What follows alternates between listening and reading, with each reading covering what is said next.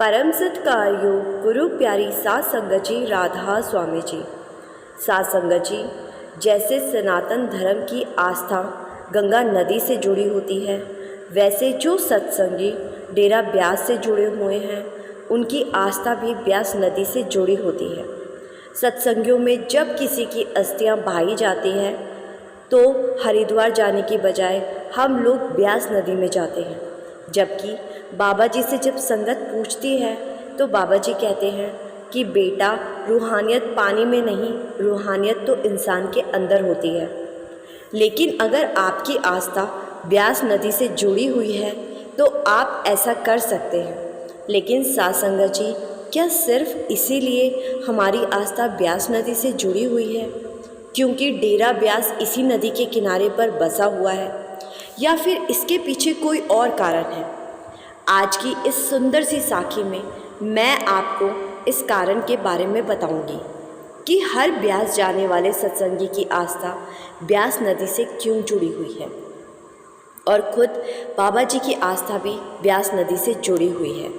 सात संगत जी, ये तो सब जानते हैं कि 1891 में बाबा जयमल सिंह जी ने अपनी छोटी सी कुटिया ब्यास नदी के किनारे पर लगाई थी, और इसीलिए डेरा ब्यास को डेरा बाबा जयमल सिंह भी कहा जाता है। तो उस समय जब बाबा जी ने अपनी कुटियाँ वहाँ बनाई तो आसपास के गांव के लोग रोज़ शाम को बाबा जी का सत्संग सुनने आया करते थे। और धीरे धीरे ये बात जब और गांव में फैली कि एक पहुँचे हुए संत ने ब्यास नदी के किनारे डेरा लगाया है, तो बहुत सी संगत बाबा जी के दर्शन करने आने लगी, और वहाँ नदी के किनारे बाबा जी संगत को सत्संग फरमाते थे। ऐसे करते करते दिन बीतने लगे और संगत बहुत बढ़ने लगी, और धीरे धीरे डेरे का विकास होने लगा। वहाँ शुरुआत में संगत के रहने के लिए कुछ कमरे और शेड बनवाए गए, और फिर संगत और ज़्यादा बढ़ने लगी। लेकिन अब समस्या ये आ रही थी कि डेरे को और ज़्यादा कैसे फैलाया जाए जिससे कि आने वाली संगत को कोई परेशानी ना हो, और संगत जब डेरे में आए तो आराम से रह सके। कुछ गांव वालों ने अपनी ज़मीन देनी भी शुरू कर दी, लेकिन संगत अब इतनी ज़्यादा होती जा रही थी कि संगत के आराम के लिए और ज़मीन चाहिए थी। अब बाबा जी के सामने ये एक बड़ी समस्या थी। तो एक दिन बाबा जी ने ब्यास नदी की तरफ हाथ जोड़े, और उस समय ब्यास नदी बहुत ज़्यादा विशाल हुआ करती थी।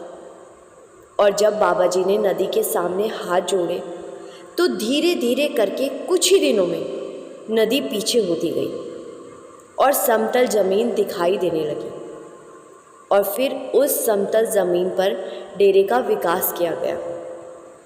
और जब और ज़्यादा ज़मीन की ज़रूरत पड़ती तो नदी फिर से थोड़ा पीछे हो जाती और डेरे का विकास होता गया।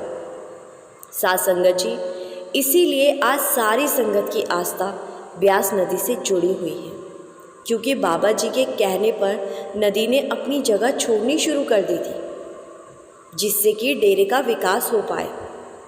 सात संगत जी, प्रेम में कितनी ताकत होती है ये आपने आज समझ ही लिया होगा कि कैसे बाबा जी ने नदी के आगे प्रेम से हाथ जोड़े और विशाल नदी पीछे होती गई। आशा करती हूँ जी आपको आज की साखी अच्छी लगी होगी।